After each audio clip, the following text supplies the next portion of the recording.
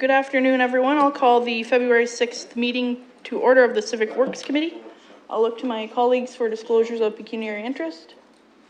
Seeing none, I can discuss why I am wearing a hat, and earlier Councillor Deputy Mayor Hubert was wearing a toque.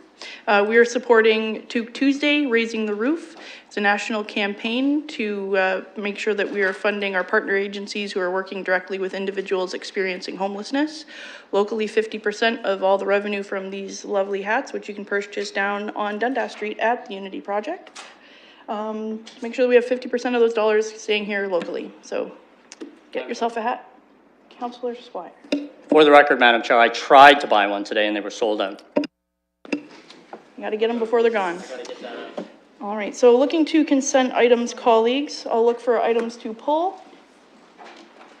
Deputy Mayor? Okay, so six. Okay, so we will pull 5 and 6.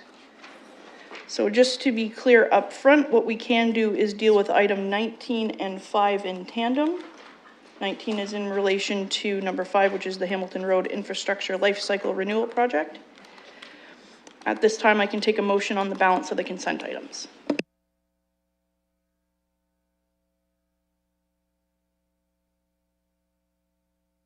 While we're waiting on that, are there any discussion points on the balance? You could put 6 in, I just want to speak to it. Oh, we don't need to pull 6 then. You don't need to pull it, I just want to speak to it. The floor is yours.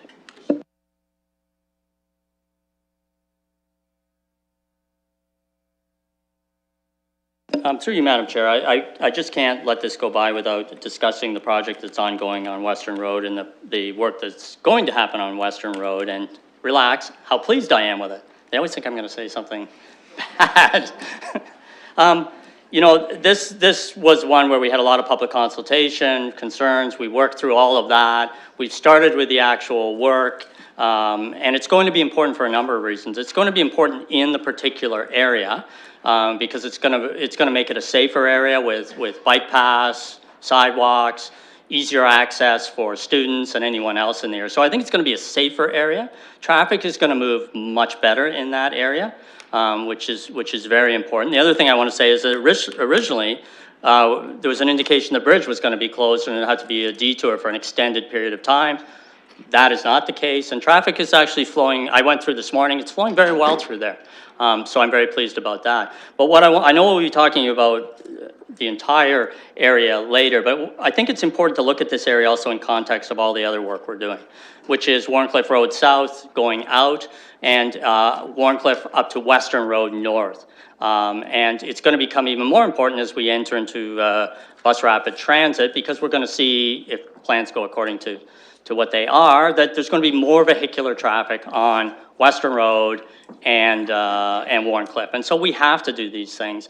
And I just want to say the work I've seen so far, I've been really pleased with in terms of how the neighborhood has been treated and the work itself. So I wasn't going to let that go without talking about it. Thank you, Councillor. Deputy Mayor, you had comments to make on an item? Yes, so we've pulled 5, Pulled 5. but we haven't pulled 6. 6 is in. Okay, good. And I was going to ask for clarification about your comment about in camera. I didn't quite understand what you were. Pardon me, I said in tandem. In tandem. We can do them both at the same time. Okay, I appreciate the tandemness of that. So actually, I was going to also comment on the Western Road Warncliffe, because it really is about how our traffic works as a system, as a whole, and that's the important part of that. But it seems like it's, you know, we're into February and we're starting to see contracts being let for roadworks, which I'm pleased to see. Often we weren't going out for those things until after the final, in the old days, in the final budget, the end of February. So this is a good thing. But I'd like to ask through you to the city engineer, what will be the value this year of investment into road infrastructure, roughly within $1 million of where we'll be at? Ms. Chair? Thank you, through the chair. Conferring with my colleague, we believe we're in the $160 to $165 million range, so within a $5 million. window. Through you, Madam Chair, that includes major road works as well as local road improvements and rehabilitations, Yes, that includes all roadworks. but doesn't include, say, Blackfriars Bridge that is technically a road as well. Through the chair, that's true, major projects, so that would be our regular investment into infrastructure renewal, roadway expansion, capacity, the water and wastewater works that go with it. But projects like Blackfriars are budgeted separately, as you're aware, and because of their unique nature. So $160 million being invested in there, sorry? Okay. Significant amount of coin is being invested in roadworks in the city, which is important for us to remember in terms of our conversations with respect to enhancing our transit system as well. Thank you, Deputy Mayor. Recognizing fellow colleagues, were there any issues on the consent item you would like to address? Councillor Helmer. On item number 11, the door-to-door canvassing for the Weeping Child Disconnection Program, I'm really glad to see this coming forward.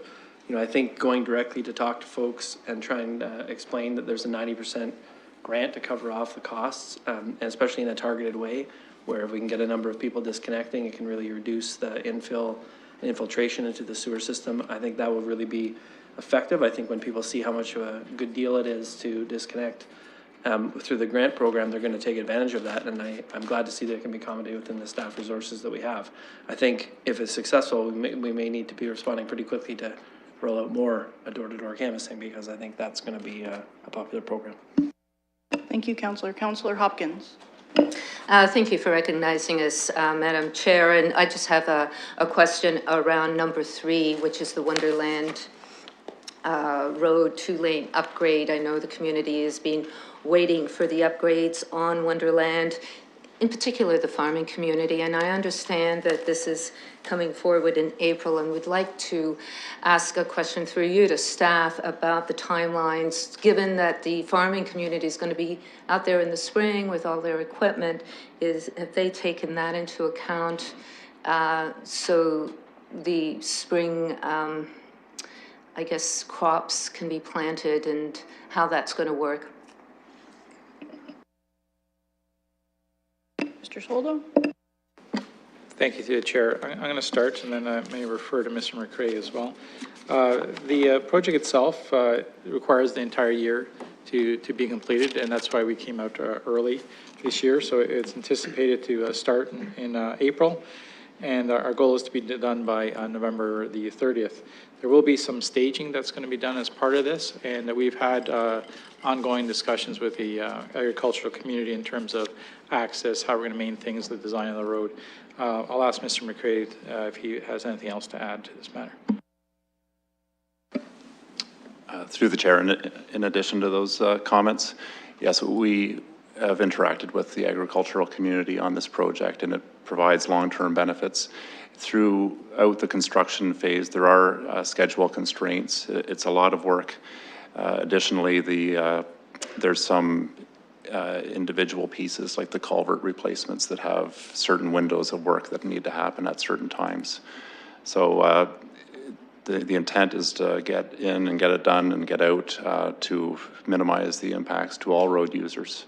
But you know, the plan is to maintain traffic, and we're going to increase the shoulder widths significantly on the road, and that'll roll out as the project happens, so it'll facilitate the travel by the oversized agricultural vehicles as the project gets implemented. Okay, anything further? Seeing none, we'll open the vote.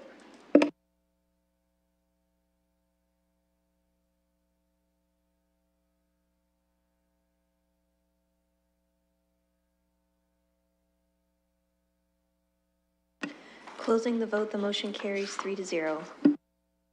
Thank you. So to follow the bouncing ball, we are going to move to agenda item 19, letter from Councillor Van Holst. So I'll give him the floor to discuss his letter here. Thank you very much, Madam Chair, and I'll maybe kind of talk about them both at the same time. Thanks to staff for preparing the report, because it clearly defines the challenges that have to be overcome if my constituents were to get what they hope for. But to quickly go through what I guess is actually a complicated decision, some of the interesting points are that Google Maps has established Hamilton Road as a gateway to the city. When you try to come from the west along 401, it'll send you down Hamilton Road. And so we want our gateways to look good because that's a way to market the city. Kind of like the way Disney engineers the experiences of their visitors, we should do the same too and make sure when they turn off Highbury, then boom, they see something that's appealing. So they'll come back and hopefully move here with their families and their businesses and their employees. This project would certainly help make that happen. In the past, we spent a lot of money on improving gateways like Wellington Road. So in the end, I think these do pay off. The challenge, of course, here is that if we want to do this, put the utilities underground in this section, which is an important section of Hamilton Road, is really the heart of things, then it'll mean a delay of a couple years. If we decide not to do that, we should probably do the project now. However, if we did the project now and wanted to put them in at a future date, it would be much more expensive to put the utilities underground. So there's that to deal with. To pay for it, I had made a suggestion, a little added, but in speaking with our treasurer, she thought that maybe the most elegant way to deal with something like that is to take it from the hotel tax, the city portion of that, because that might be a tourism item that would go for, of course, we haven't passed that yet, but rather than establish a separate reserve fund, if we wanted to amortize this over 10 years, it'd probably be about a $400,000 per year cost. But so those are the things that the committee would have to weigh. I'll just say for the residents, this really is the heart of that community. If there's any place in Ward 1 where I would want to put utilities underground, this would be it. You know, and when I think about it, it's where everybody comes to. It's got, this is the section that's got the library and the senior center and the beer store. And so we've got a half dozen of the tree trunk tour carvings there. I wish I had brought a copy of the coloring book we made up recently for that, but it was nice. I had some great feedback. Somebody said they really liked it and they kind of felt proud about the neighborhood, and that's what really they want. And this is one of those things that would do that. When I was at the community association meeting last week, they said that they hoped that we would go forward with this and said that they wanted us to do it right. And then also questioned about investing in the East End. And so I think this would be a great investment. Mind you, there is a cost for it, but we've encountered costs like that before. So if I may, just ask staff to describe to us how much we might have spent on the Wellington Road Gateway, which was, of course, the inquiry that I made at council last week. But I think we had some members who were away sick. But if I may, through you, Madam Chair. Yes, Mr. Chair, if you could answer the question, and then if you have any feedback on the proposal.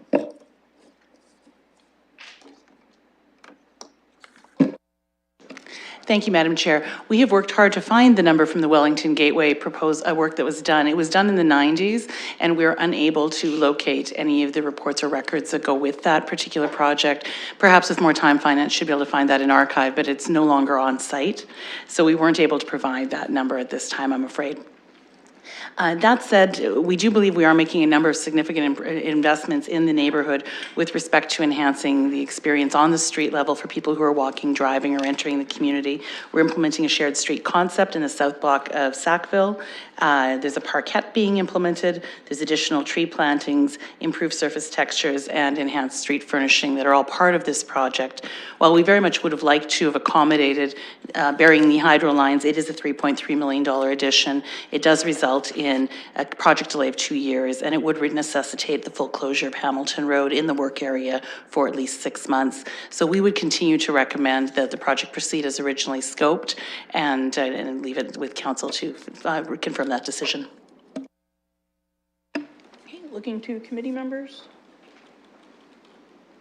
Deputy Mayor? Well, thank you. First of all, I'll move a motion to receive our colleagues' communication. So just to get that in. I'm sorry? I'm sorry. So I'll move a motion to receive Councillor Van Hol's communication. I appreciate the work that staff have done to break this out. And while, and I'm not sure we have defined the scope of the use of the tourism infrastructure fund, and I have a real problem with the type of additional investment that this would require in a fairly short stretch of the road, 3.3 million in a 2-year delay, plus a full closure. I'm not sure how the businesses really would feel about a full closure of Hamilton Road, what the implications would be. Okay, looking for further speakers or comments. Councillor Van Holst? Thank you very much. When I looked at some of the old electronic copies, it seemed to be about $10 million improvement for the Wellington Gateway. That's from the river to the tracks. I understand, talking to London Hydro, it was about $5 million to bury the hydro lines alone on that. However, that was a number of circuits, so there was more, there would have been more hydro work done there. It's a longer stretch. So the hydro alone for this one was $1.5 million. So it seems to me that the amount of work and the cost would be about the same for the distance. And it's, I guess, just a matter of deciding, is that worth it? It certainly seemed to be worth it back then. We are putting the hydro underground at Trafalgar intersection. I understand that's the case. But is there any sense of how much that will cost?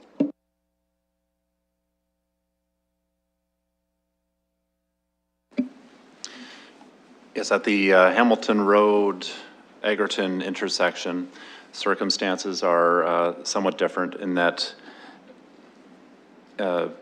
the road design is such that there is no space for overhead utilities. So the relocation approach needs to put the hydro and other utilities on the poles beneath the ground. So the cost sharing in these for these circumstances are dictated through the Public Service Works on Highways Act and cost shared appropriately. And the costs of going through that intersection are approximately $500,000, and that would be shared under a relocation type of scenario. The section west of Egerton over to Chesley is different in that there is space for the utilities to remain overhead. So the cost to bury the hydro is 100% the city's cost, and that is dictated by the OEB, Ontario Energy Board regulatory rules that London Hydro has to follow. Thank you very much, Madam Chair. Yes, that's the case. If the London Hydro needs to put things underground, then they will pay for it. However, in the end, it's always the London taxpayer that covers the cost of utilities going underground. So if we were to do it, there would be a cost and some interest for London Hydro to do it. It's the cost plus the return on equity as becomes in the end, anytime this happens, the taxpayers cover it, and it's a matter of deciding where is a good investment for that money.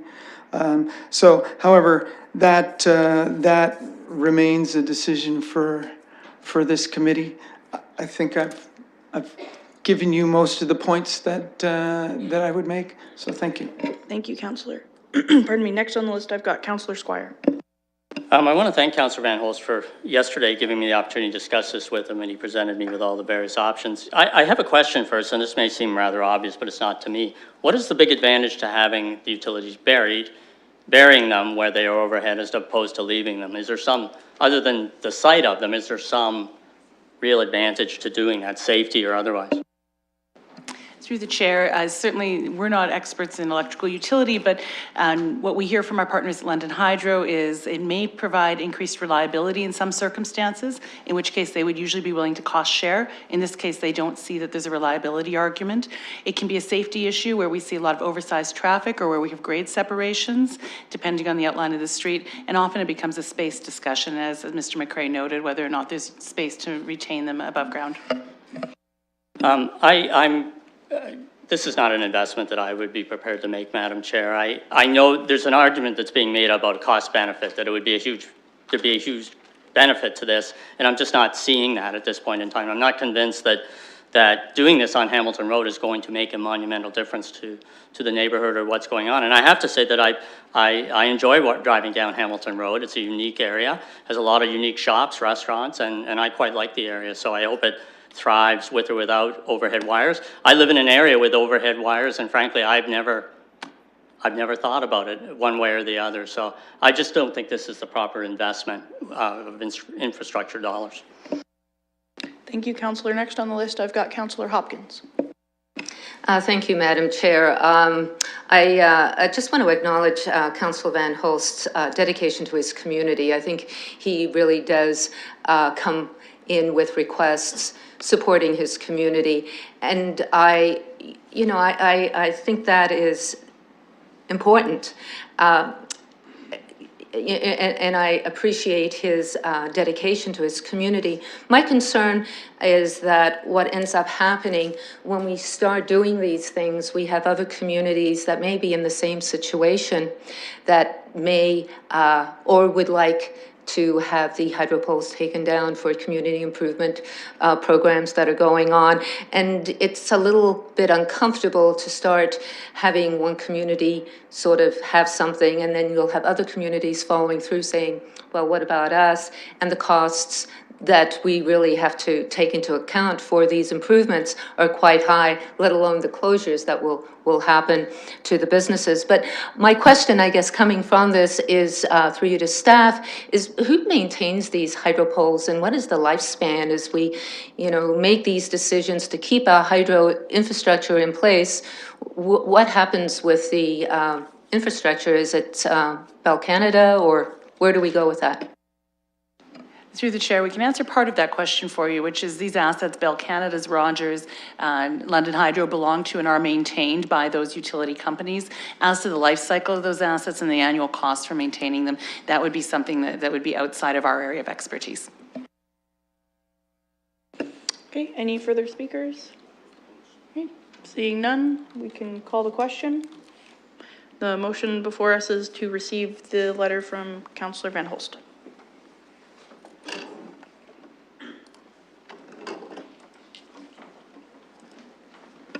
Closing the vote, the motion carries 3-0. Okay, colleagues, now we will circle back to item number 5. Deputy Mayor, would you like to speak to it? Okay, fair enough. Okay, so we'll take a motion on 5. Looking for any speakers on 5. Okay. Councillor Van Holst. Thank you, Madam Chair. Just a couple other points to make sure it's all clear. This was an item that was recommended we discuss from the Community Improvement Plan, so I appreciate that we had the discussion about that. It was asked to be considered.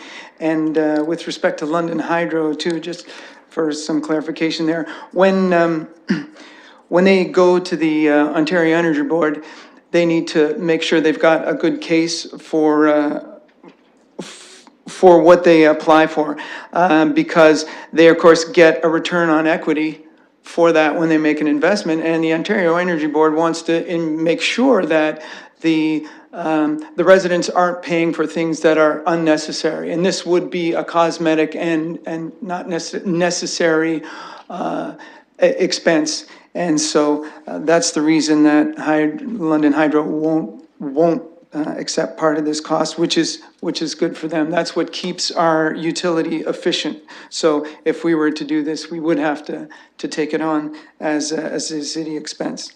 So those are my comments again. Thank you very much to the committee for your consideration. Thank you, Councillor.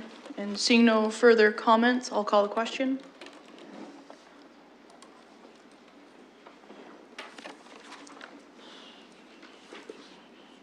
Closing the vote, the motion carries 3-0.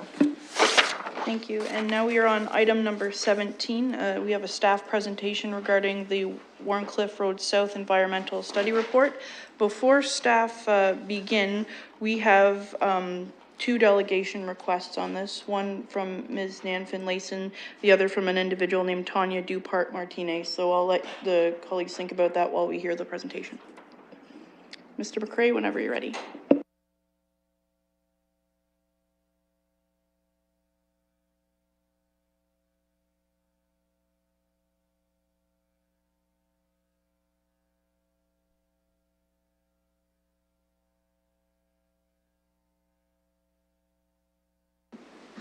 Thank you, Madam Chair. This is a presentation for the Warncliffe Road South Environmental Assessment. I'd like to recognize the project team that is behind me, Ted Koza and Josh Hackworth from Transportation at the City, Danilo Popadic from Legal, Jimmy Anchula from the Planning Office, and Gilly Thompson, our consultant from WSP. So the environmental assessment has provided us guidance for two sort of somewhat distinct projects. Phase one is near-term improvements at the intersection of Horton Street and Warncliffe Road, which involves the replacement of the Cnr Bridge. And then phase two, extending southerly down to Commissioners Road, is more of a long-term planning guidance document that provides guidance for access management, incremental improvements, given that the corridor is already at 4 lanes. The study comes out of the Smart Moves Transportation Master Plan. Smart Moves envisions a more sustainable transportation solution for the city with projects such as Shift Rapid Transit and a variety of strategic road improvements, and this is one of them, given that it's making improvements to an existing 4-lane corridor and moving the constraints within it. So there's been a lot of consultation during this study, so a lot of fruitful discussions with agencies, advisory committees, First Nations. The River Forks Community Association has been good with their interest. And of course, discussions with numerous property owners and interested Londoners. The comments we've received back have, to summarize quickly, concerns about impacts to 100 Stanley Street, concerns with respect to disruption during construction of the bridge replacement. We've got a lot of concerns expressed regarding cut-through traffic through adjacent residential neighborhoods, and actually the project goes quite a long ways to addressing that issue. And finally, support for the project. There are a lot of Londoners that see the benefits and look forward to what the project can offer. So as I said, it is a strategic improvement in that there's an existing 4-lane corridor with a bottleneck north of Horton Street, and it's a targeted improvement instead of widening roads elsewhere. It's an improvement closer to the core that utilizes an existing corridor to its maximum useful benefit. It can improve safety. The Horton Street intersection is Horton Street and Commissioners are high on our list of collision rates, and Horton in particular, one of the contributors to that is the funneling of all northbound traffic into 1 lane due to the railway bridge constraint.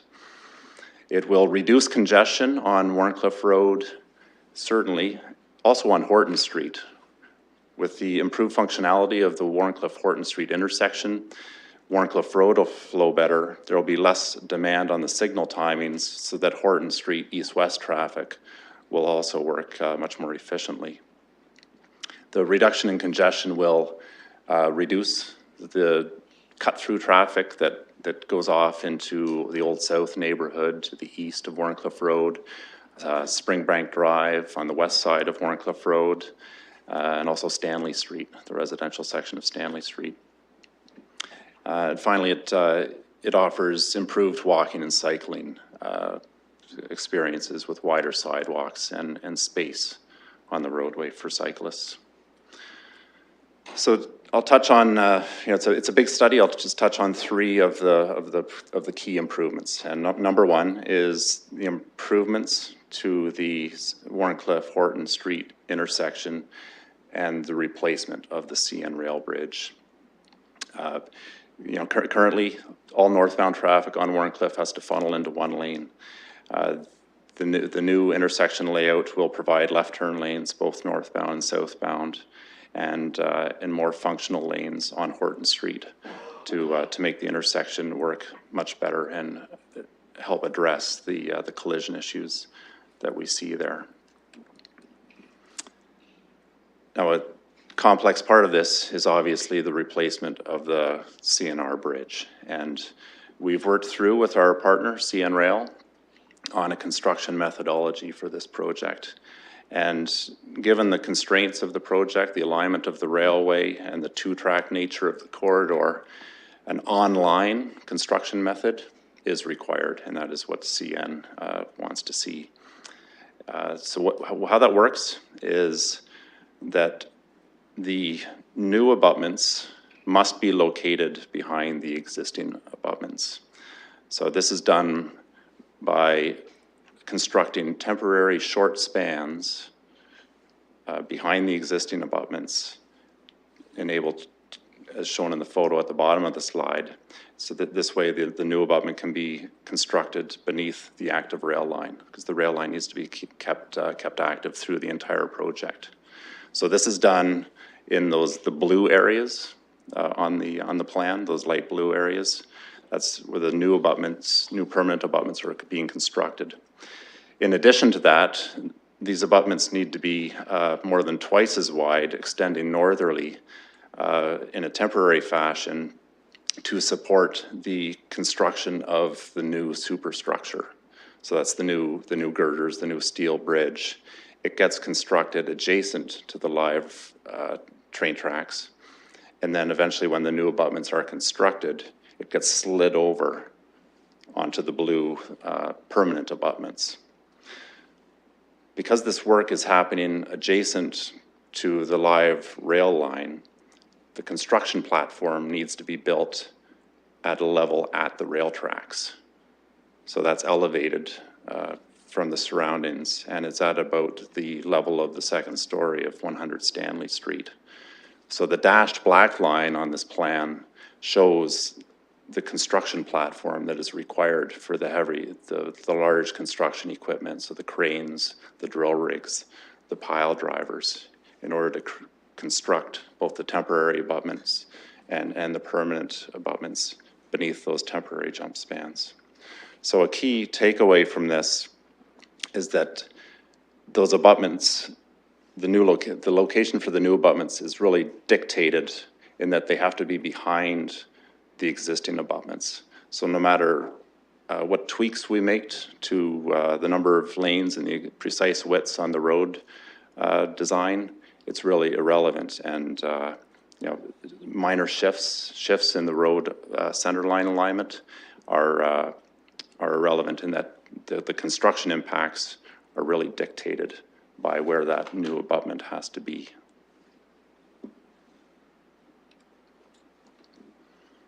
So the impacts to 100 Stanley Street were identified to the LATCH, the Heritage Committee, in January of 2017.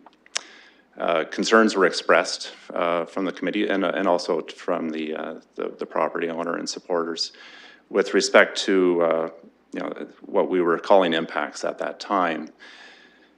The uncertainty around that was causing stress, so the project team stepped back and brought a significant amount of an analysis to this specific issue in order to bring greater certainty out of respect for the property owner and the concerns expressed. So we've spent the time since January delving into detail on this analysis. What that has told us is we've had a CN approved contractor go through the construction process in detail, and that has confirmed for us that the impacts to 100 Stanley are what we thought they are, and there's no viable way to construct the bridge retaining the house in its current position. We also retain the services of a heritage consultant and a contractor that specializes in moving heritage structures, heritage buildings. And from that, we developed a recommendation to move the 100 Stanley Street dwelling to city-owned parcels across the street. And the specialty contractor has confirmed that this is feasible. I would like to acknowledge the cooperation of the homeowner. Ms. Finlayson was gracious enough to let our experts on site to be able to map this out, dive into the issues in detail. So the contractor identifies that the structure is certainly movable. It is structurally stable. And we've done some homework on the receiving site on the west side of Warrencliffe and satisfied ourselves that the house can fit with appropriate setbacks and whatnot. And the heritage, so this is a recommendation that preserves the heritage attributes as they're identified in the bylaw that designates the property as a heritage property and retains it within the context of Stanley Street. It's still in the neighborhood. Just to give committee the comfort that we did delve into detail and all various alternatives, I'll go through these just very quickly. The first, which is shown on the picture on this slide, was to realign 100 Stanley, or realign Warrencliffe Road to the west to avoid impacts to the property. Because of that construction methodology I talked about, the new abutments need to be behind the existing, so it requires a significant realignment, which results in the impacts to 13 additional properties, so removal of 13 properties, so significant severe impacts to the neighborhood. Another alternative was delved into with respect to keeping 100 Stanley Street in its place, and this almost became an exercise in over-engineering a solution, and that it would require encasing the existing dwelling with soldier piles and hoarding up to the second story and backfilling that in order to support the surrounding construction platform, and that would be in place for 24 months, 18 to 24 months. The house would be inhabitable during that time. It still presents risk of damage to the structure, and even after that, there's a much degraded lot. The lot is 40% smaller. The driveway access is lost, and due to a required lowering of Warrencliffe and Stanley Street, the house would end up perched up on retaining walls with steps down to the sidewalk. Finally, demolition is a feasible alternative. It would involve updated documentation with specific built resources, and the costing that went into comparing that alternative with the recommended removal alternative considered a number of inputs, but the net difference is $500,000 over the demolition alternative. So moving on, south of Horton Street, there's incremental improvements recommended to the road cross-section. So it is an existing 4-lane cross-section. And when we got into the details, the property lines are very tight. To do much significant improvements, and we're talking about even widening sidewalks, incorporating appropriate boulevard widths, the property impacts become significant, and and frequent throughout the corridor. So the EA identifies, what it can, again, improve sidewalk widths, increase boulevards, left turn lanes where possible. So there's still a stretch between Elmwood and Emery without a center left turn lane, but we're able to extend the center left turn lane further north from Baseline Road as currently exists. And then further south again, Commissioners Road, one of our higher collision rate intersections. So this predominantly involves extending the right turn lanes through the intersection to provide better capacity through the intersection, and similar to the corridor to the north, access management recommendations to improve safety and operations. The Phase 1 project, so the Horton Street intersection and the replacement of the rail bridge, has an estimated cost of $38.9 million. That cost can be addressed through a reconfiguration of the Phase 1 and Phase 2 costs identified in the development charges background study with an adjustment, and that process can occur through the upcoming 2019 DC background study update. The project is a complex one with schedule constraints imposed by the railway. Total construction duration is 18 to 24 months. And one of the benefits of the required construction methodology is that it does it does require extensive road closures. On Warncliffe Road, 5 to 6 months. On Horton Street, 2 to 3 months. We did, as was mentioned earlier, we identified these impacts for the project north of Oxford Street. We were able to greatly minimize them then. On that project, we would certainly try to do the same on this project, but at this time, this is what we're projecting, and we would manage that with appropriate detours and communications as necessary. The Phase 2 project, given the property constraints throughout the corridor, we see it as a longer-term planning document that can help us deal with development applications to better configure new developments, deal with access management issues, and as road widening dedications fall into place and life cycle renewal needs for underground infrastructure roll out, this document can help us implement the long-term vision for the corridor. So subject to council acceptance of the environmental study report recommended tonight, the report would go on the public record for a 30-day public review period.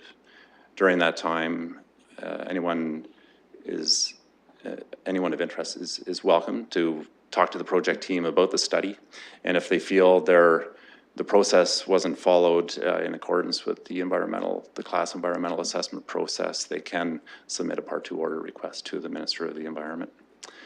Subject to environmental assessment approval, the project team would begin design process pursuant of realty agreements, and with respect to 100 Stanley Street, further Heritage Act processes would occur then. Thank you. Thank you. At this time, I'll look to my colleagues if they would like to make a decision on the delegation, or if you'd like to ask technical questions at this point. Yep, Councillor Squire.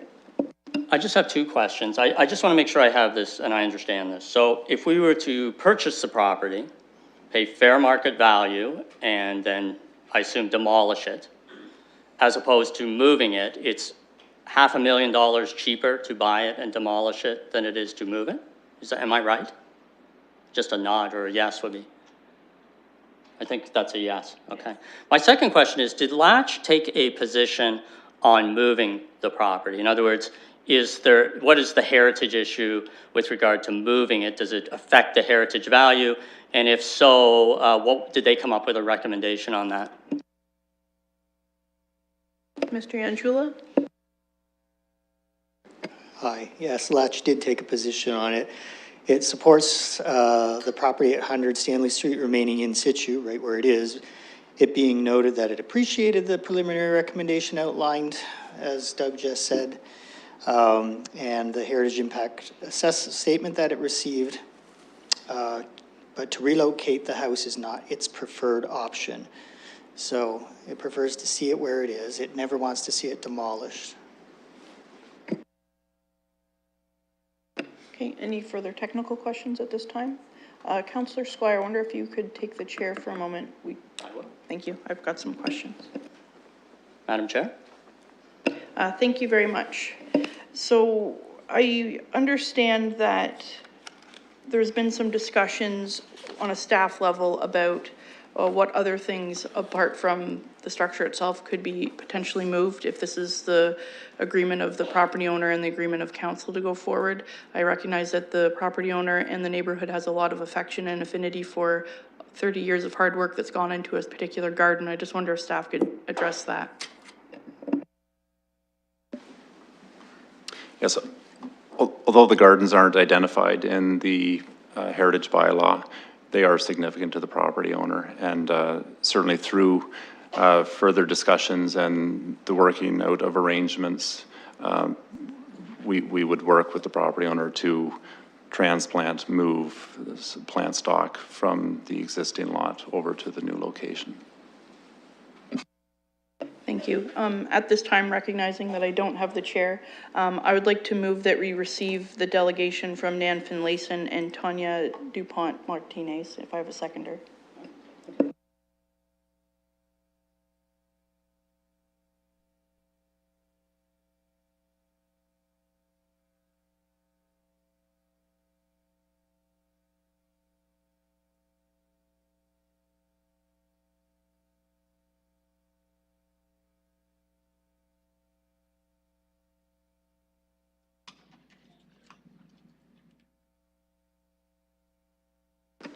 Closing the vote, the motion carries 3-0. Okay, Ms. Finlayson, you can take to one of the microphones if you like. At this point, you have 5 minutes. If you do require it, you're more than welcome to ask for it, and committee can make a decision whether to give you more time or not. Do I turn this on? No. This is on. Can you hear me? Can you hear me? Okay, thank you. Thanks. I wish to thank you for allowing me the opportunity to speak this afternoon. For the past 30 years, I have poured much thought, energy, time, and care into my home at 100 Stanley Street, fully appreciating its beauty, workmanship, and heritage attributes. Twice, this 125-year-old priority #1 designated heritage Queen Anne-style cottage has been featured on the Geranium Walk, contributing greatly to the history and culture of our city. In the garden, I have removed invasive species, nurtured cottage garden perennials and bushes, and planted native shrubs, trees, and vines. The garden overflows with more than 30 varieties of native plants, providing food, nectar, protection, and habitat for many birds, bees, and insects and butterflies. Partly due to these efforts, I was indeed very honored to be the recipient of the Urban League of London's Green Umbrella Award, and as well to be added to the Mayor's New Year's honor list in 2009 for, quote, outstanding contribution to the environment in the City of London. The Naturalised Garden was created in response to an appeal from Dr. Henry Koch, a professor at the University of Guelph, to establish Carolinian corridors across our province for pollinators and migrators. Therefore, the preservation of the property at 100 Stanley Street would go a long way in supporting one of London's plans, 10 big moves, building one of the greenest cities in the whole of Canada. The River Forks community is one of the oldest in the city, presently seeking to qualify as a heritage conservation district, and the preservation of the home and property at 100 Stanley Street contributes greatly to the heritage, identity, and character of this community in the City of London. Mr. Unterman states in his heritage impact statement that the relocation of the residence from its original location permanently alters the value of the municipally designated property. The context and setting will be permanently altered, and the associated trees, garden, and garage will be lost. Its historical linkage to its existing location will be severed. The authenticity of the original setting will not be preserved. Not all of the caring for my home and garden has been for my own selfish reasons. There are many benefits to be gained and appreciated in this stewardship for the neighbors passing by, for our River Forks community, for the City of London, and yes, even for our planet Earth. I am greatly disappointed and frankly dismayed at the lack of respect and consideration demonstrated over the last few years of events regarding the widening of Warncliffe Road project. Lack of respect and consideration for the bigger picture, as well as for the human factor. The present plan is both unfair and wrong. There are 3 parties involved in this phase of the project: the CN Railway, the City of London, and me, yet I have been totally excluded from all discussions, negotiations, and decisions. Three times I have unsuccessfully attempted to contact the CN Railway to voice my concerns and wishes to be included in the ongoing dialogues. Despite my efforts to communicate my concerns and suggestions to City Hall staff, there has been little response, and the project planners remain committed to and intent on pushing forth their 6-lane streamlined design. I remain just an annoying speed bump in their path. The entire process has been neither democratic nor transparent. Quite honestly, in my opinion, there is no need to build a new train bridge. There is presently enough room under the overpass to add 1 more lane to accommodate the northbound traffic in accordance with the Transportation Master Plan. That would be the same number of lanes as under Wellington Road and Richmond Street bridges. Planners may say that the overpass is old and needs to be replaced, yet no one is requesting that a much older bridge on Thames Street be rebuilt. There are many changes that could be adopted to resolve the difficulty of moving traffic in an innovative, outside-the-box manner. We need to plan the city to preserve our cultural identity and our green spaces to celebrate the treasures we have already. Citizens of London deserve this. Many of the nearly 6,000 petitioners who frequently travel the route communicate to me that they see no need for the drastic changes proposed. A Springbank Drive, Stanley Street bus driver tells me that he has no difficulty accommodating the present intersection and corner. Local residents driving by or even waiting at the corners call out that they would rather save 100 Stanley Street than proceed with the 6-lane road widening in order to save a few minutes. If indeed it is determined that the road does need widening, the real impact on my home comes not from the widening itself, but from the attending need to lengthen the Cnr Bridge. But for the road widening, that bridge would not have been rebuilt by CN. CN is piggybacking a new bridge on this proposed widening, and that is the reason that my home may now be demolished or relocated. CN has determined that the cheapest, most economical way in their money, time, and effort is to place cranes on my property to construct the new bridge. CN should not be driving this train. Surely CN should be challenged to provide an alternate bridge plan so that a temporary rail line is established to the south Horton Street side rather than impacting my home and property. As well, CN should absorb any additional costs accrued in the construction of a temporary rail line that need not interfere with 100 Stanley Street. How is it possible that a new bridge is costing $16 million, 41% of the total cost of Phase 1 of the project, yet CN is contributing only 15% of the required funds? I recommend that the city councillors postpone the vote on this issue until such time as an independent expert opinion determines an alternate suitable plan for the CNR Bridge, a plan that does not threaten my home and property. In the meantime, once again, I wish to invite you to visit my home, my garden, and me at 100 Stanley Street.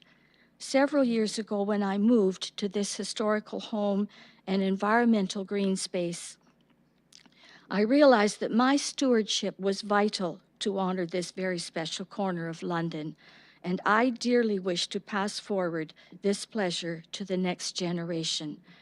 I do not doubt for a minute the planner's conviction and passion for the project, nor do I dismiss the responsibilities of the City Council, but I am not going to put aside my responsibility to stand up to defend my home and property. Thank you.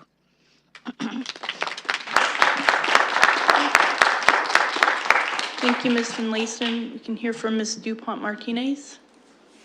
I'm a little taller here. So my name is Tana Dupont Martinez. I'm a small business owner in the area. I've also been largely involved with the grassroots effort that's kind of gone on with Nan Finlayson's home. I've started the online petition, which is 5,905 signatures to date. Been a help in creating her website, her Instagram account, Facebook, social media efforts, that sort of thing. And she asked me to speak today a little bit, and I was a little nervous about that, but I just largely wanted to speak on behalf of the community group that is behind NAN 100%. And this is an issue that is largely weighted on the historical preservation of her home, but it's also greatly bound to environmental issues and concerns, community issues, human rights issues regarding Nan's age and the fact that she's a senior who should be protected, who is against the demolishing, the expropriation of her home. And though some of us here are much younger, maybe there's a lot of age groups that this applies to, we care about those things as people in the neighborhood, people in the community, people trying to live in London and be proud of their city. These are issues that we drastically care for and very much value.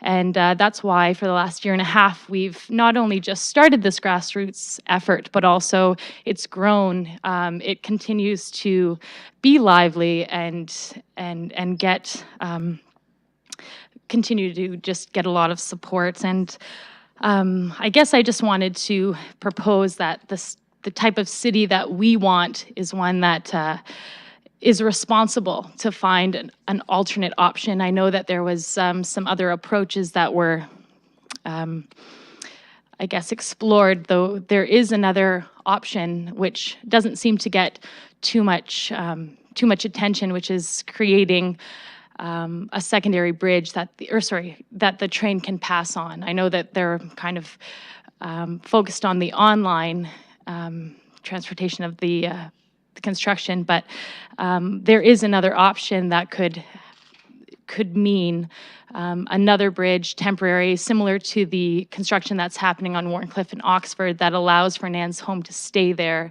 and more construction to be happening on the south side.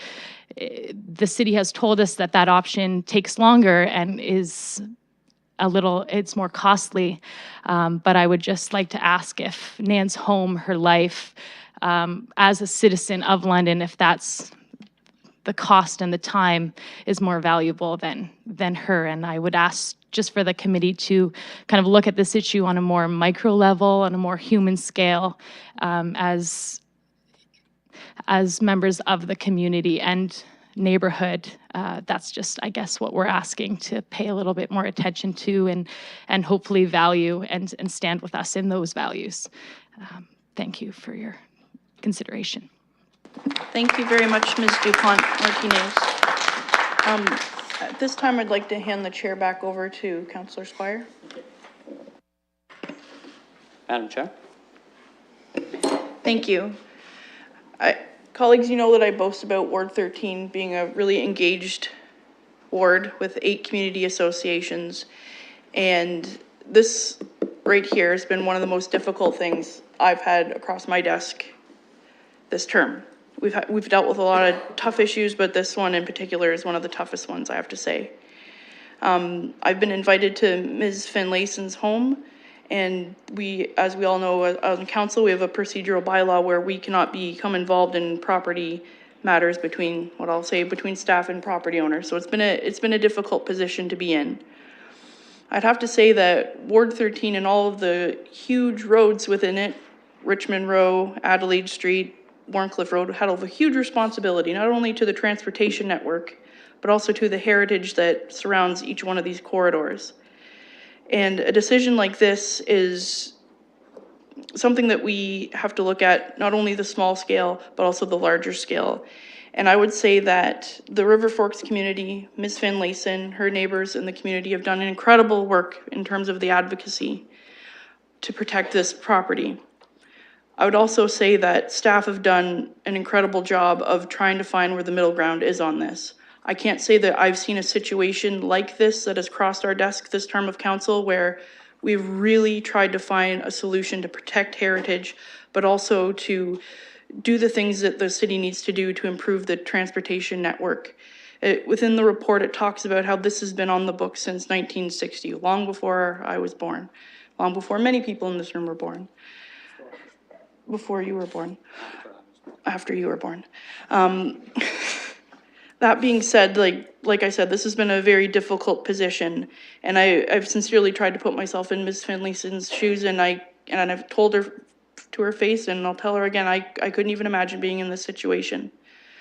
But I would say that if I were in this position, I would try to look at the compromise and see how everybody can win going forward.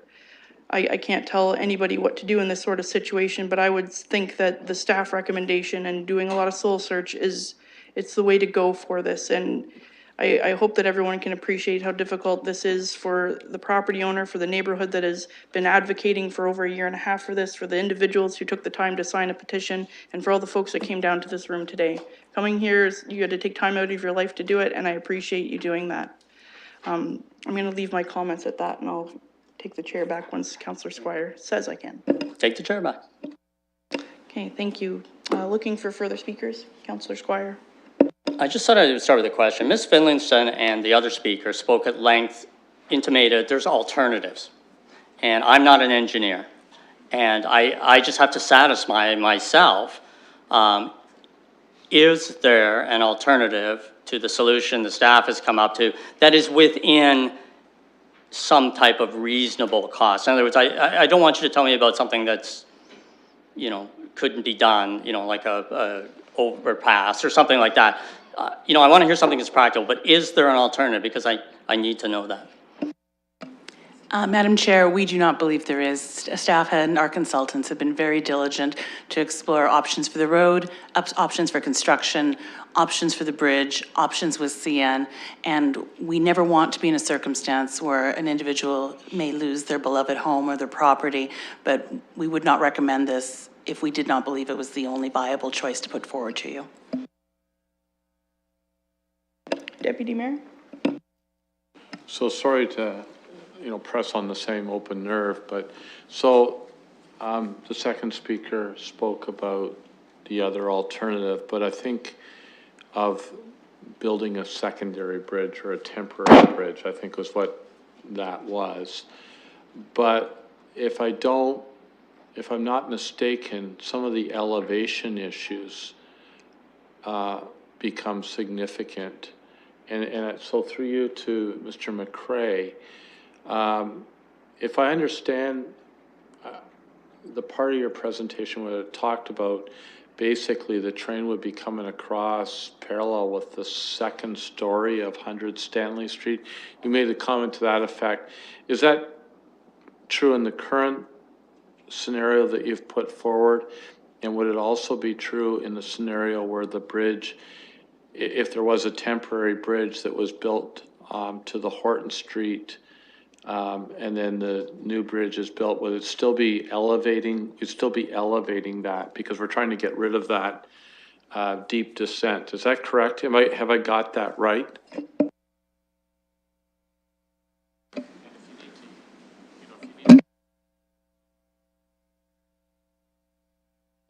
The alternative that's been mentioned, it's not shown in the presentation because in short, it was refused by CN Rail. It was another sort of over-engineered solution, and it was a rail diversion or a rail detour on the south side of the existing rail tracks. But because the existing rail tracks are on a long horizontal curve, and this rail diversion would go on the outside of that horizontal curve, it becomes really long. It's almost 1 kilometer in length. Because it's 2 tracks, it becomes that much trickier, both constructability and also for railway operations.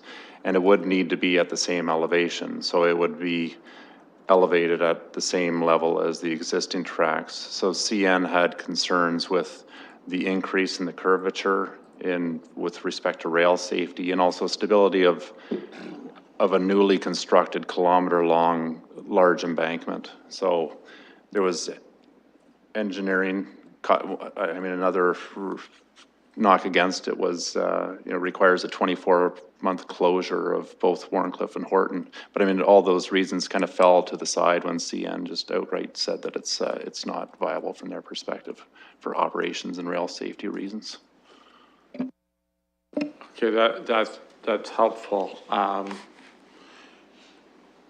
Oftentimes when we look at things, because we're not engineers and we don't look at rail grades and whatnot, we don't understand that what it takes to change a grade by, say, 2%. We don't often get that. Can you clarify for me, apart from the options, when Warncliffe hits the Stanley Street intersection, it comes under the rail. What they did is, when they built it originally, they didn't elevate it. They dug under. Will that dug underness, I'm not sure that's a word, still exist, or will it be more level? Because that also has water. I mean, we have flooding in there and all sorts of stuff, right? Through the chair, the dug underness will remain, and it'll actually be lowered by 1.8 meters additional depth. It won't seem as abrupt because the road profiles will be smoothened out, but that adds to the complexity of the project, and that we do need to meet the up-to-date standard clearances for the bridge so the trucks don't get caught underneath it as has happened. So yes, Warncliffe Road goes underneath at 1.8 meters lower, and that's another complication to keeping 100 Stanley Street in place, and that so that grade lowering at Stanley Street is 0.8 of a meter. So now that you and I have both used that word, you realize now it goes into the English dictionary, right? Okay, that's helpful. A little surprising. So basically, we're going to be carving back Warncliffe to have more gradual descent into that dug underness. But the elevation of the bridge itself will stay the same. We're basically widening it. We're not increasing the grade over that bridge or anything to that effect. Is that correct? We pursue that on these kind of projects, and the most we can get for a rail increase in rail height is usually 10 or 20 centimeters On this project, it will likely be less than that because we need to maintain the rail tracks in an active mode throughout the project, so there's very little opportunity to raise them. With rail operations as they are, increased slopes are a challenge, much more than on a road. Yeah, and I appreciate maybe how challenging the founding fathers of Confederation made for municipalities to work with the railways. The Railway Act basically gives them carte blanche, and they're not an easy group to negotiate in that respect. So I appreciate the challenges that our staff have faced. I have to say, you know, and I hearken to my colleague's comment, Chair Park, this is really challenging from a personal point of view. Ms. Finlayson, I'm aware of your career in educating children in our community for many, many years. A few of them have actually called me and said you were pretty good. You write very well. You write like a teacher. So thank you for that. At the end of the day, whatever council decides next week, I think it's important for us to, and the community to know that we don't make these decisions lightly. And yet, unfortunately, sometimes we're not able to satisfy all of the things that we would like to do. And there's constraints on us, and it's not just about the dollars and cents. It's actual physical constraints, as the engineers have described. So I just wanted to say I appreciate all the representations I've received, and former staff members of yours have called me. Students have reached out as well. So I appreciate all that you've done in the past, and hopefully we can do something that'll, it may not be everything that you want, but certainly that'll help you move forward as well. Thank you, Deputy Mayor. Councillor Squire, then looking for further speakers. Yeah, I have a question before I speak on the issue. I'm just trying to fit in because there's been a lot said about the CN. They're not here, they're not sitting here, they're not talking to us, which is frustrating at all times for us. So is part of this project driven by CN's desire to upgrade this overpass? In other words, is it possible that this change was going to come in any event because CN has rights over that area? In other words, were they going to look at upgrading their overpass in any event, which would have affected the property regardless of us widening a street?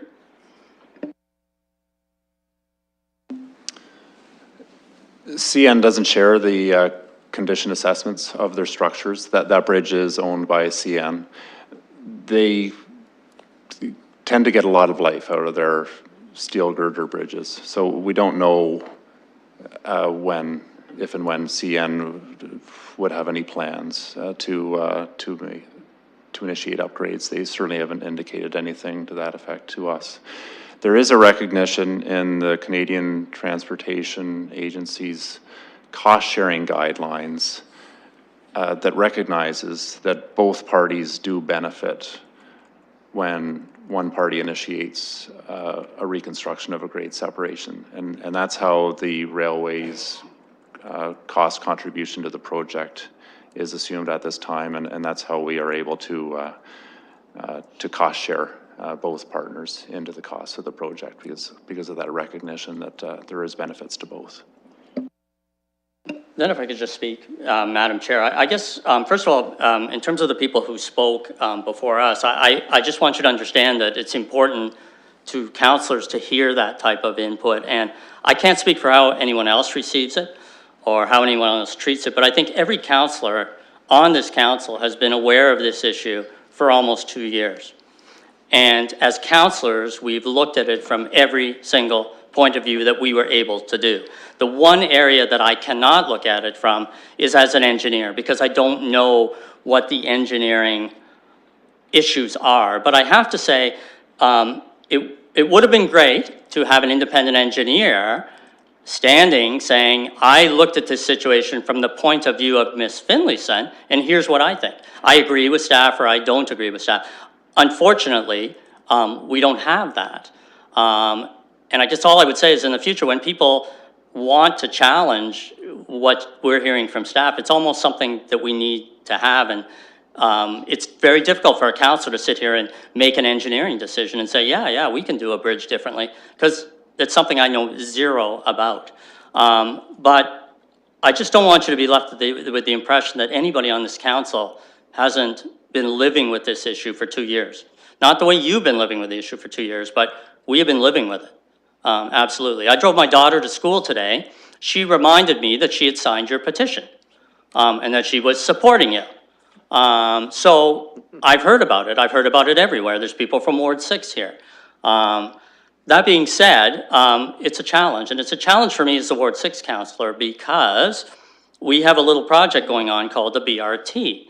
And one of the key issues for the BRT is to provide better transportation throughout the city. In other words, the whole issue of improving Western Road all the way up to Masonville and the things we're doing there all link into this project. They absolutely link into this project.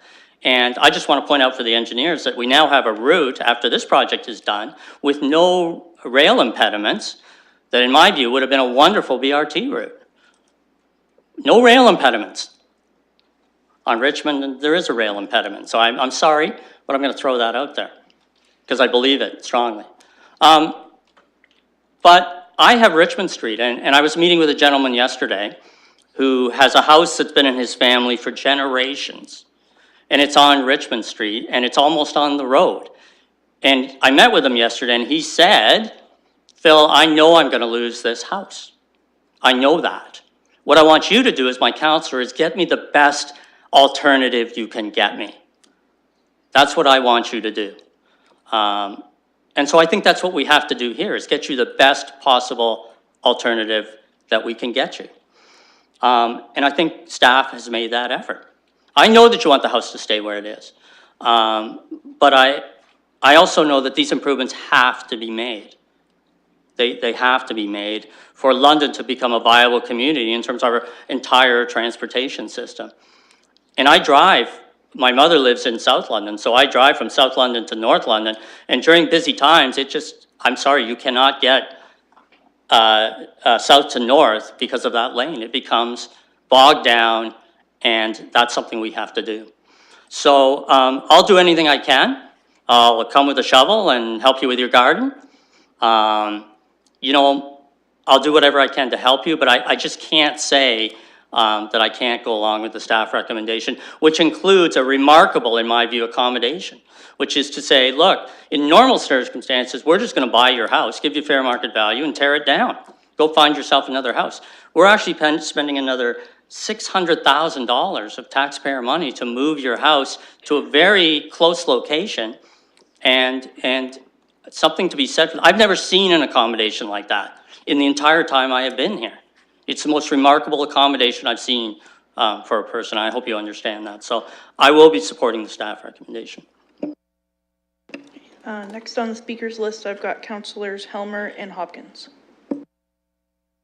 Thank you. Mr. McCray kind of hit on what I wanted to ask about, but I wanted to explore it a little bit further.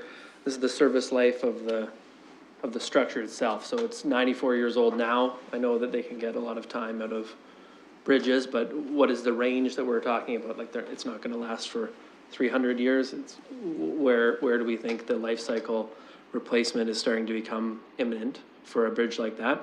Do we have any sense of the range?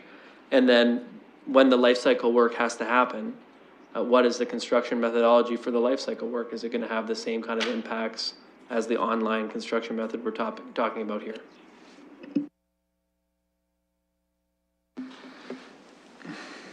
Without condition assessment information for the structure, I really hesitate to speculate as to the remaining life on it. I could easily be out by decades, so hesitate to speculate on that. When the railway would need to do work on it, and that could be either some sort of rehabilitation or replacement, I guess suffice to say that they are a higher jurisdiction, they are federally regulated, and I would anticipate they would do it in the most cost-effective and efficient method possible. That's all I can speculate on. I guess just to probe a little bit further there is, there's basically build the rail diversion or do it online. There's different ways of doing the rail diversions, but if you're going to do it online, it seems to me like it's going to have similar kind of impacts on the adjacent properties. And I guess that's what I'm getting at. If that rehabilitation or something to extend the life cycle of the bridge were to be done by the railway, would it be done in a similar manner to what's being done here with the, I know this is involving building new abutments and everything like that, but they're going to keep the rail traffic flowing. If they're against doing a diversion, I'm sure they're against doing a diversion when they do their life cycle work on the bridge too. Yes, they've made a clear stated preference for the online construction methodology, so the impacts would be the same at a minimum. And then something else to keep in mind, something that may trigger works at this location is the province's high-speed rail initiative. And the report by the province that came out a few months ago envisions the high-speed rail alignment coming in from the north and coming onto this corridor on the north side of the existing rail tracks. So that may precipitate a replacement of the existing bridge, and it would most likely be widening a third track on the north side, so even additional impacts to the north and onto the property in question. Councillor Hopkins? Okay. It really is kind of a tough one for sure. And I know I would love to have seen or heard a little bit more from CNCP. I appreciate some of the questions Councillor Helmer has just asked, the importance of having this bridge to the city. And I hear quite loudly that it is important to do the work on the rail here to support future initiatives to the city and improve our transit. I do have a question about the need to do this bridge at this time. So with the presentation, I heard that the width can be accommodated without removing the home at 100 Stanley Street. But it's the bridge and the work that has to be done on the bridge. So can the work be done to improve Warncliffe, say up to Springbank, and then look at it in the future, the work around the bridge? How important is the work to the bridge in this project?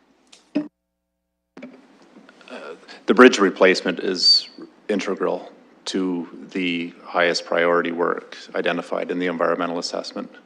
The work south of Springbank, there's property impacts with them, and we're calling them longer term initiatives because they're less critical. But really what's driving, what drove the need for this environmental assessment was the replacement of the bridge and the improved functionality at the Horton Street intersection. That's what's been in the planning documents for decades and has been ignored, frankly, because of the complexity of the project. And with the work this year, replacing the rail bottleneck north of Oxford Street, it really completes the corridor as a functional 4-lane corridor across the river and both railway tracks.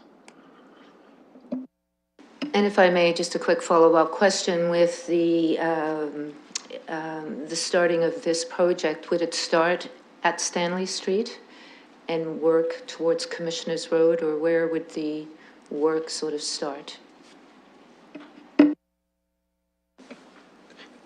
The recommendation in the committee report is to undertake the work at the Horton Street intersection and the bridge replacement as quickly as possible. It's a big project, so it'll be several years, but to do that immediately.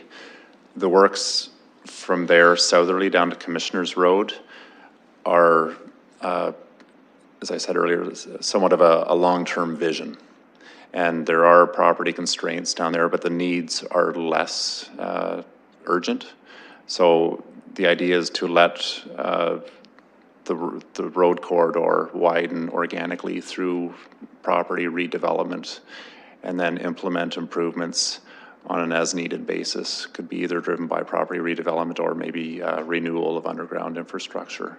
So we don't have a specific timing for the improvements from Springbank Drive down to Commissioners Road.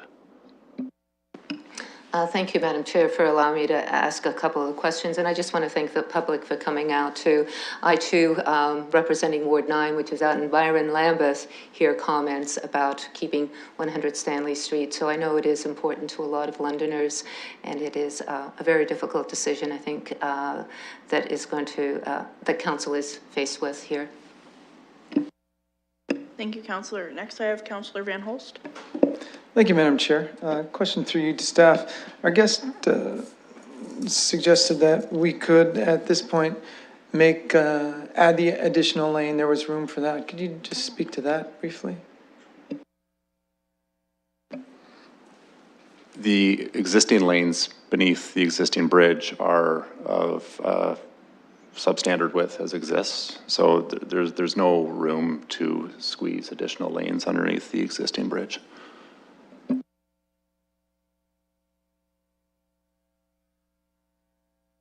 Looking for further speakers? Okay, at this time we can take a motion.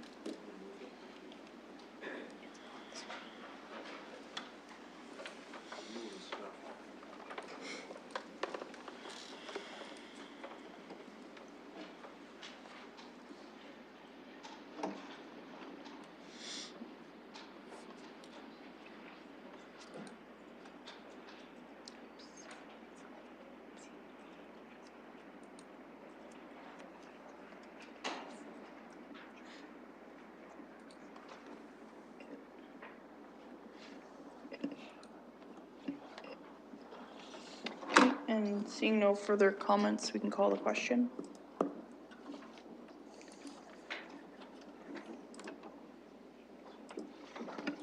Closing the vote, the motion carries 3-0. Okay, so that decision will go to council next Tuesday for full debate by the rest of the council. And with that, we can move on to item number 18.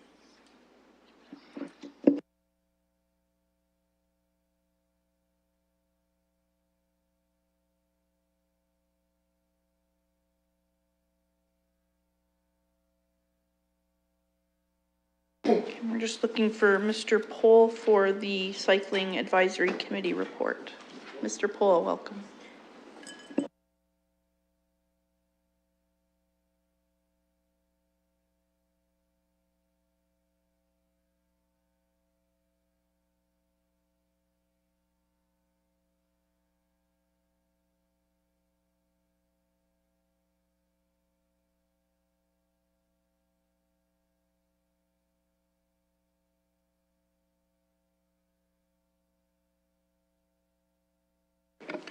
Good evening, Madam Chair, members of Council Committee. My name is William Pohl. I'm the Vice Chair of the Cycling Advisory Committee for the City of London. I'm here to speak on the request by the Cycling Advisory Committee for Council to adopt bicycle-friendly awards policy. At our last meeting in January, the committee discussed and recommended an approach that we were asking the committee and council to adopt to recognize outstanding contributions to the cycling community here in London. We're asking that one annual award be granted as part of the mayor's honor list, and that could be either an individual or an organization that meets 3 of the criteria that we've set out, either as volunteers, investments in cycling, offer support for cycling in their organization, volunteers in the community. The goal, Madam Chair and Committee, is really to make London a bicycle-friendly community, raise the awareness among the public and organizations and with council of cycling in the community, And finally, to encourage that the continued investments both in the infrastructure and programming initiatives that support and make London a cycling-friendly community.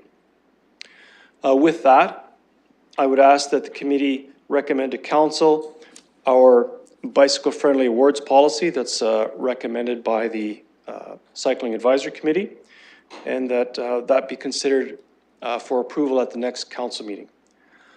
I'm available for any questions by the chair or members of committee or other councillors. Thank you very much. Thank you, Mr. Poole. Looking for comments, Deputy Mayor? Or questions, either? Yeah, through you, Madam Chair, to the clerk.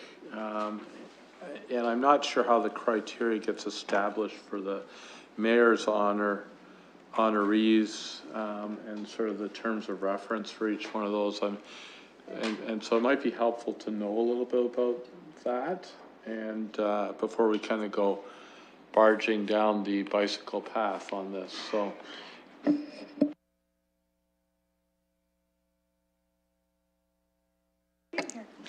Through the chair, those are established by council. Council approves everything, but we don't pull it out of a rabbit out of the hat, so to speak. I'm trying to figure out how many more metaphors I can get into this question. But we don't set the criteria about what the criteria are for an environmental award or what they are for the arts, or so some of those come from advisory committees, but to say that council sets them is a little bit. My apologies, through the chair, I misunderstood the question. There's not an evaluation criteria that's established, but council has adopted, and I don't know the history of the adoption of it, the parameters of each segment that's awarded. And then they're done through either an advisory committee or in some cases outside organizations, and they assess the nominees. Fair enough. Thank you. That's a little bit more helpful. And I know many of them emanate out of our advisory committees. And once again, back through the clerk, refresh my memory. Is it the option to have organizations, or is it always individuals? Okay, that was my recollection, and right now, if I had a person who was very deserving in the bike area, would it come under environmental, or where would that, or would be a which area would it be currently?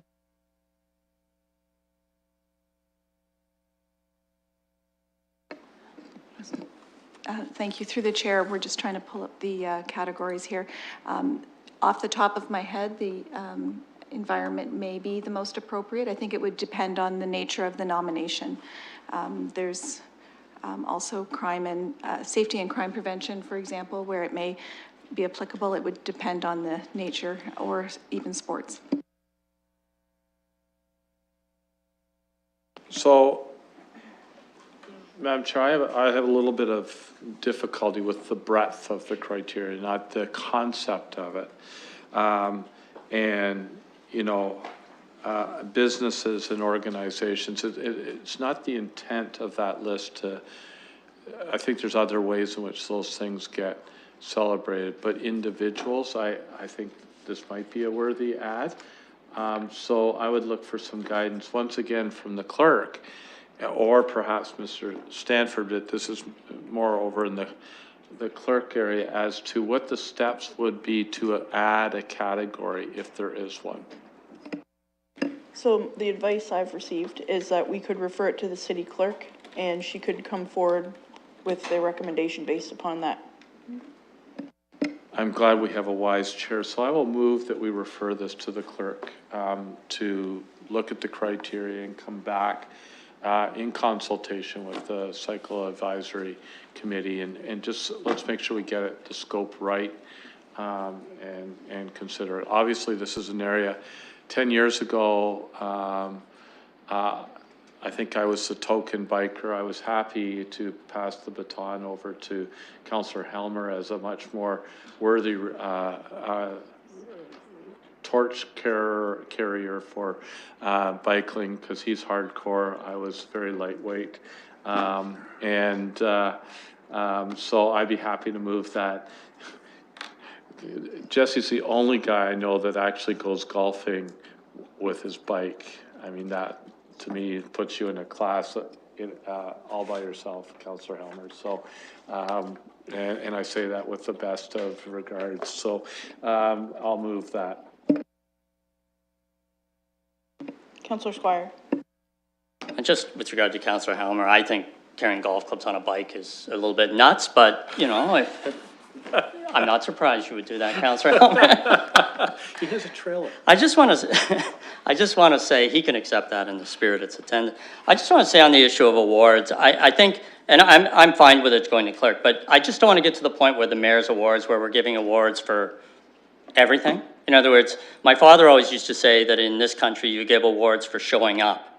And what he meant, I think, was eventually we're going to get to the point where maybe the mayor's honors list is going to have a room full of people getting awards for everything they do. And I just want to be a little cautious of that, because it's a special award and you don't want to take away that at some point in time. And we do have a sports category, which could include, Mr. Pole's shaking his head at me.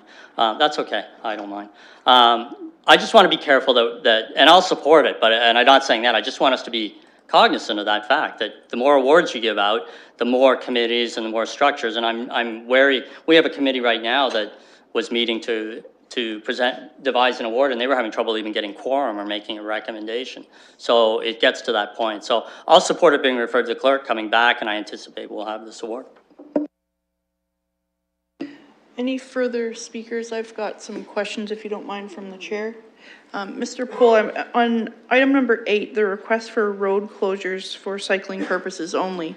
I'm intrigued by this, and I was just wondering if you could give some context behind the conversation at the committee level. Last meeting, we received a delegation from a member of the public who asked the Cycling Advisory Committee to consider closing a portion of a major street. His example was in Ottawa along the Rideau Canal. Every Sunday morning from 6 in the morning till noon or something, they close the street to vehicular traffic, and it's used for active transportation, cycling, rollerblading, walking. And he suggested that that same concept could be introduced to the London context, that we would close a major public road and that it be used exclusively for cycling and active transportation. We discussed it briefly with staff and with the committee members, and we thought we'd bring it back forward to a further committee meeting. The delegation suggested places like closing a section of Dundas Street, say from Quebec to the forks of the Thames, and that it be closed for a limited amount of time on the weekend when there was less traffic, and that there would be, it would become like a public event where we prioritize cycling and active transportation over cars for a limited amount of time. Thank you. A couple years ago, my family was in Merida, Mexico, and the whole downtown was closed to vehicular traffic with the exception of every other road. I think that this is something that could certainly work here in London, but I think it'll be a matter of how do we work that without getting in juxtaposition to transit and all those sorts of things. So I'm keen to hear what comes back out of this going forward. Thank you, Mr. Poole. Any comments or questions further? Seeing none, we can take a motion. It's been moved and seconded. We'll open the vote.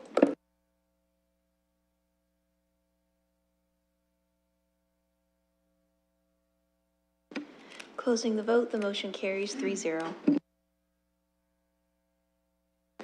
And on to item number 20. I will hand the chair over to Councillor Squire, as this is something I've written. Madam Chair. Thank you very much. So as we all know, there's a lot of work going to be happening in the downtown and other areas as we move forward with urban regeneration. One issue that's been brought forward to me by a few property owners is the gap between the private drain connection program between what a commercial rate is, what a residential rate is, and is there a potential for a blended rate when you have a property such as it's got retail on the main floor and residential on the upstairs. So I was hoping that staff could report back to us to see what the potential is for having a blended rate so it's a little more fair. And a few of the property owners that have come forward to me are owner occupied. So it's an interesting position to be in where other homeowners are paying a much less rate for the same service. So I'll put that forward to my colleagues. Speakers? Do you want to speak? I'll move it. Or let Councillor. No speakers? Perhaps you could move it. I think Councillor Hubert will.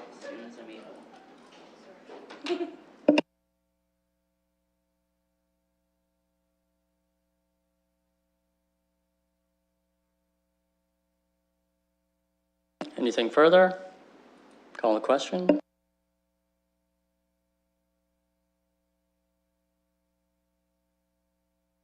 That's it, I'm done. No more chairing today. Oh, okay. So we're on to item number 21. It's a public submission from an individual over in Ward 9. Councillor Hopkins is asked to speak to this, so I will give her the floor so she can bring this forward. Thank you, Madam Chair, for allowing me to speak to the concerns of this resident.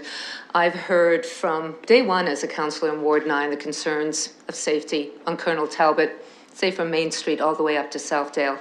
And not only for crosswalks, but for reducing the speed limit from 70 to 60, especially in this area, as well as development continuing along that corridor. It is a country road with steep grades at the side, and the community wants to be able to use this road as a not only for biking, but for walking with sidewalks, which we don't have along Colonel Talbot. And I would like to ask, through you, Madam Chair, to staff, if staff could talk about what is going on in that area. I know there's a number of projects with environmental assessments. If you even look at today's agenda, we have Wonderland Road improvements happening, as well as the stormwater management pond for North Lambeth there coming forward at a faster pace because of all the development that's going on. So if staff can give us an update of the projects that are happening, I think it's something that the committee needs to hear.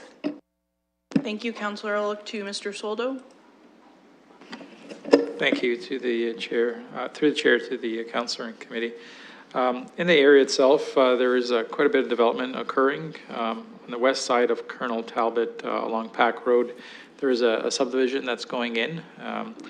The roadway itself, Pack Road, westerly from Colonel Talbot, was reconstructed last year. It's down into base course asphalt. I think it's being finalized this year. As part of the overall development in that area as well, there's going to be a multi-use pathway along Pack Road that leads to Colonel Talbot being built, and there will be sidewalks that will be installed along the frontage of that development along Colonel Talbot. The city is undertaking a wastewater force main project along this corridor later in the year, and Mr. Mather can speak to that in greater detail if required. As part of that, we will be making changes to the roadway itself, as the force main and other utilities will have to get relocated along Colonel Talbot, and the roadway will get redone. So there's quite a bit of development along there. There's quite a bit of improvements being put in along this corridor. Specific to the intersection itself, at the current time, there's a stop control on both the east and west approaches to this intersection. There is quite a bit of traffic on Colonel Talbot with all development occurring. Staff had the ability to look at a traffic signal warrant at this location. Colonel Talbot and Pack Road is actually a count that was conducted on January 25th, so it's very recent. Based on the current traffic volumes, the warrant is not met for traffic signals, but it's getting very close. It's at 82 and 69%. And we had the opportunity as well to look at once the development in the area occurs, would the signal be warranted? So longer term, the signal is warranted at this location as development completes its build out. Putting this intersection, though, in context of all other intersections throughout the city, there's a number of intersections that are approaching signal warrants as well. You may recall we had a report previously to Civic Works, which dealt with, in particular, the intersection on High Park and High Park and South Carriage Road, and there was a request at that time to look at it. As part of that report, we provided an update on a number of other signals throughout the city. We track on an annual basis the status of those intersections and their need for warrants, and as the locations become closer to being warranted, we go into detailed design and implement the signals themselves. So this intersection would be put into that list, and we would track it as development occurs in the area, and then when the signal was warranted, we would build it. Currently, there is about 5 or 6 signals throughout the city that are currently ahead of this location in terms of its higher priority in terms of being built. Thank you, Mr. Soldo. Councillor Hopkins? Yeah, thank you for those comments, because if I was to be asked what is my #1 concern as a ward councillor, it is congestion on our roads, especially through this corridor as we develop, and we know there's going to be a lot of development that this council has already approved in the area. And I often wonder, when do we put the traffic lights in? Is it better to front load it, put it in before the development starts, or do we wait till the development is completed and then put the lights in? And it's one of these, which is the best way? I do know there's a lot of congestion, a lot of concerns, not only to be able to cross Pack Road at this intersection in particular, but it's also about how we move along that street. And we do not have very many options, no sidewalks at all. We are forced to get in our car and drive that strip. We're forced to make a left-hand turn onto Colonel Talbot if you're going south, or do not make a left-hand turn into the plaza at Southdale and Colonel Talbot. I heard from residents over and over again the concerns about what are we doing as a city. And I would like to ask the committee if we could have this letter referred back to staff. And I'd like to see staff coming back with a report as to what we can expect, because I did try a couple years ago to get some sidewalks going in there. And of course, now we've got the Colonel Pumping Station coming forward this year. We've got Main Street infrastructure coming, and it's going to be a matter of how we're going to move in this area with the city construction projects. Forget the development projects that are happening there, and it's going to be this congestion that's happening, and we have very few options. We experienced this in Byron with Byron Baseline last year. We're landlocked. We've got that river. We have maybe 2 options to get out of Byron. So when we have these major projects, which we are going to be having, we need to be able to at least project a little bit. I find sometimes, even if the community is alerted to know that they're going to have something coming forward in the future, knowing that and knowing to expect it is half the solution, just that anticipation. The not knowing and the unexpectancy of what may happen and not being able to move around creates a problem. And it's a problem in Lambeth as well, because we've got that Main Street infrastructure starting in April from just west of Colonel Talbot all the way down to Warncliffe. That's April to November, and we have very little movement on exits and how to get out of the community. So there's a lot of things going on. I appreciate staff's comments, and I'll sort of leave it with the committee. I hope we can get some anticipated timelines and understanding of projects, because there's no point putting in a sidewalk when we know we're gonna have to pull it out, and same with a traffic light.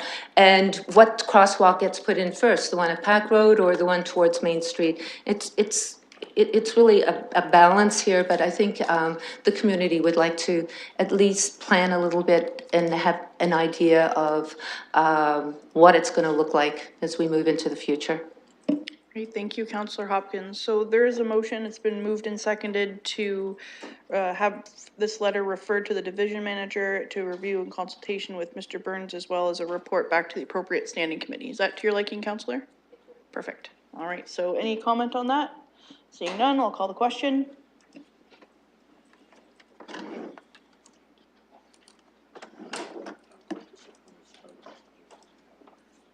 Closing the vote, the motion carries 3-0. Okay, and on to item 22, the deferred matters list. Looking for speakers. None over here, any over here? Seeing none, take a motion.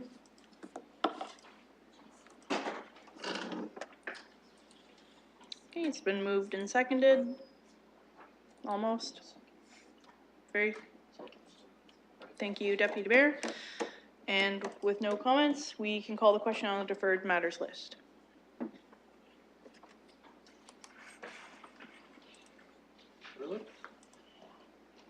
Closing the vote, the motion carries 3-0. Thank you.